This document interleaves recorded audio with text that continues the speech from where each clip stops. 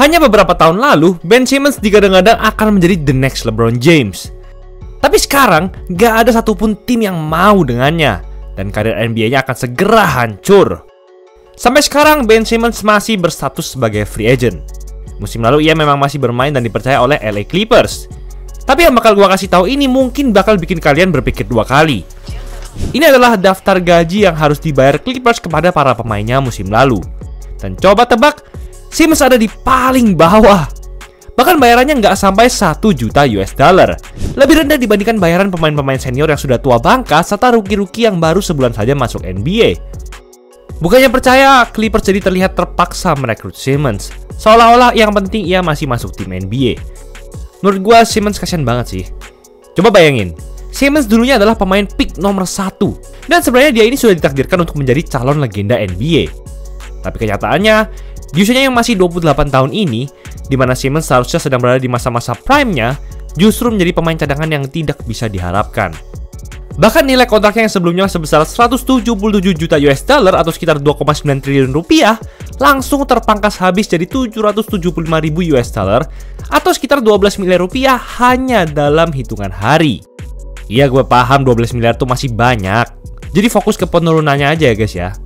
Ya kayak dimaling dan ditelantarin gitu aja. Tapi apa jadinya kalau ternyata Simmons sendirilah yang menghancur leburkan karir NBA-nya itu? Simmons memiliki banyak kesempatan untuk mempertahankan hingga membangkitkan karirnya. Tapi dia selalu menolak untuk melakukan itu. Bahkan kesempatan itu sebenarnya sudah ada di depan mata Simmons sejak masa-masa mudanya. Saat masih berkuliah, Ben Simmons sudah dikelilingi oleh hype yang sangat besar. Sebagai pemain peringkat 1 di seluruh Amerika, ia mencatatkan rata 19,2 poin, 11,8 rebound, dan 4,8 assist, serta 2 steals per game bersama kampus LSU. Dengan tinggi 208 cm, Simmons jago dalam melakukan banyak hal di lapangan, mulai dari ball handling, mendominasi area paint, dan juga dalam hal defense. Ia bermain sangat atletis dan pintar untuk ukuran badannya. Seluruh dunia pada saat itu belum pernah melihat sosok yang bisa bermain seperti itu. Kehebatannya diakui oleh legenda-legenda NBA. LeBron juga memuji talentanya, bahkan sampai mendeklarasikan bahwa Simmons akan mengambil tahtanya sebagai The King pada masa depan. Tapi ada satu permasalahan yang ternyata krusial bagi nasib karir Simmons ke depannya. Saat bersama LSU, Simmons tidak pernah mengasah kemampuan syutingnya. Bahkan dalam semusim penuh, ia hanya menembak total 3 3-point saja.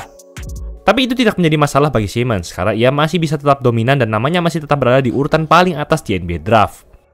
Tapi masalah lain justru datang menghantui Simmons. Ia menderita cedera patah kaki yang membuatnya harus absen sepanjang musim pertamanya di NBA. Para fans Sixers mulai banyak yang khawatir. Tentu ini bukan bertanda yang baik bagi Simmons.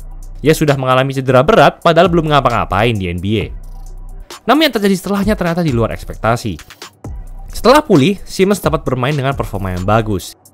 Di game debutnya saja, ia langsung mengumpulkan 18 poin, 10 rebound, dan 5 assist. Simmons bahkan sudah bisa mencetak triple-double di game keempatnya dan ia menjadi pemain ketiga dalam sejarah NBA yang mampu melakukan itu. Ia akhirnya dinobatkan sebagai Rookie of the Year NBA 2018 dengan rata 15,8 points, 8,1 rebounds, dan 8,2 assist per game. Masa depan Simmons terlihat sangat cerah. Dan benar saja, setelah itu Simmons dinobatkan sebagai All-Star selama 3 tahun beruntun. Namanya juga masuk ke dalam jajaran All-NBA Third Team dan NBA All-Defensive First Team. Simmons sudah seperti mengejar langit dengan segala pencapaian itu. Namun sedikit yang Simmons tahu, ternyata semua itu adalah awal dari kehancurannya. Simmons masih tetap nggak mau belajar shooting. Dalam 4 musim pertamanya, ia hanya total menembak 34 3-point saja. Dalam 4 musim guys. Masalahnya, shooting sudah menjadi aspek terpenting bagi semua point guard NBA untuk tetap relevan di era modern ini. Bahkan pemain-pemain center sudah banyak yang aktif menembak 3-point. Saking parahnya, Kobe Bryant sendiri sampai memperingatkan kalau Simmons bakal menyesal kalau nggak mau berubah. Simmons pun sepertinya setelah mendengar semua kritikan itu. Karena tiap off-season selalu ada video beredar yang menunjukkan dirinya lagi latihan shooting. Tapi sayangnya, semua itu nggak ada artinya karena saat musim dimulai, ia tetap saja menolak untuk shooting. Dan akhirnya, muncul momen di mana kelemahannya ini mulai dimanfaatkan. Di playoff 2021, Simmons selalu di-foul secara sengaja oleh lawan-lawannya karena mereka tahu Simmons sangat cupu dalam menembak free throw untuk pemain sekelas dirinya. Coba kalian lihat ekspresinya ini. Dari mukanya aja udah kelihatan jelas kalau Simmons sangat tertekan jika diperlakuin seperti ini. Bahkan fansnya sendiri sampai nyoba untuk ngajarin Simmons cara menembak free throw di depan matanya sendiri. Sangat memalukan. Mungkin ini lebih parah daripada hack a Shaq. Saking parahnya, hal tersebut mulai menghancurkan kepercayaan dirinya. Sampai-sampai ini yang ia lakukan. Tapping his way in. Spins on Gallinari. Gives it up. Oh, he was right there. And a foul is... Bukan sekedar nggak mengambil layup, Simmons takut melakukan itu di depan Trae Young yang 23 cm lebih pendek darinya pada menit-menit krusial di game 7. Ini layaknya raksasa yang takut berhadapan dengan anak kecil. Tapi apa yang Simmons lakukan setelah itu justru semakin mempersulit hidupnya. Ia tidak pernah berbicara lagi dengan rekan bintangnya Joel Embiid, padahal ia masih satu tim. Lalu menolak untuk ikut training camp, bahkan sampai diusir saat latihan oleh pelatihnya sendiri karena dianggap membebankan satu tim. Wow. Simmons akhirnya menolak untuk membela Sixers di lapangan sampai ia di-trade. Tapi itu masih satu hal saja, karena atas tindakannya itu Simmons mendapatkan denda sebesar 17 juta US dollar atau sekitar 304 miliar rupiah. Dan denda itu adalah yang terbanyak untuk seorang pemain sepanjang sejarah NBA. Dan Simmons mendapatkan itu semua hanya dalam semusim. Bukannya mencoba untuk mengatasi kelemahannya, Simmons justru memilih untuk menjadi sosok ratu drama yang lebih problematik. Ia pun akhirnya mendapatkan keinginannya dengan di-trade ke Brooklyn Nets. Tentu harapannya ini akan menjadi awal yang baru untuk memperbaiki karir Simmons. Tapi kenyataannya justru semakin memprihatinkan. Simmons gak bisa langsung membela Nets karena cedera punggung dan berbagai masalah terkait kesehatan mentalnya. Simmons hanya bermain dalam total 90 dari 254 game dalam 3 musim bersama Nets. Raihannya juga menurun drastis dari yang awalnya 15,9 points, 8,1 rebounds, dan 7,7 assist per game bersama Sixers menjadi hanya 6,5 points, 6,2 rebounds, dan 6,3 assist per game. Simmons yang seharusnya adalah seorang mega bintang langsung berubah menjadi pemain cadangan dalam sekejap. Dan coba tebak, dalam total 90 game itu, Simmons masih saja nggak mau shooting. Bahkan faktanya ia tidak menembak 3 point sama sekali. Jauh lebih parah dibandingkan bersama Sixers, di mana setidaknya ia masih mencoba meskipun nggak pernah masuk juga. Nets pun semakin muak dengan Simmons dan akhirnya kontraknya di buyout pada pertengahan musim lalu.